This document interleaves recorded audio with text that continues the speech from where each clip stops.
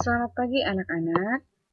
Pagi ini kita akan mempelajari pelajaran matematika dengan materi pecahan senilai. Pecahan senilai adalah pecahan yang berbeda tetapi dapat bernilai sama asalkan perbandingannya tetap. Cara untuk menentukan pecahan menjadi senilai adalah dengan 3 cara, yaitu 1. Menggunakan garis bilangan, 2. Menggunakan gambar, dan 3. Membagi dan mengalihkan dengan bilangan yang sama. Cara pertama, menentukan pecahan senilai dengan garis bilangan. Kalian perhatikan gambar berikut, ada 5 buah garis bilangan, di mana di masing titik-titiknya sudah ada nilai pecahannya. Garis bilangan pertama, titik pertama adalah 0/2, kemudian titik kedua 1/2, titik ketiga 2/2, titik keempat 3/2, dan titik kelima 4/2. Begitu pula dengan garis bilangan kedua, 3, 4, dan 5 sudah ada nilai di masing titiknya. Kalian perhatikan ada garis putus-putus yang berwarna biru yang menunjukkan pecahan-pecahan senilai. Contohnya yaitu 1/3 dengan 2/6.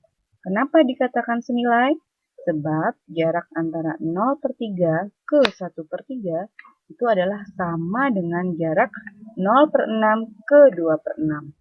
Begitu pula dengan nilai pecahan 2/2, 3/3, 4/4, 5/5, dan 6/6 juga merupakan pecahan senilai sebab jarak dari 0/2 ke 2/2 sama dengan jarak dari 0/3 ke 3/3 dan sama dengan jarak dari 0/4 ke 4/4 dan seterusnya.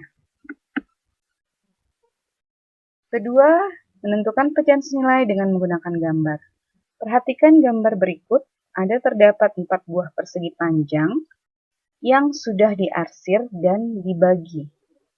Ternyata, walaupun nilai pecahannya berbeda-beda, kalau kita perhatikan luas daerah yang diarsir, itu adalah sama.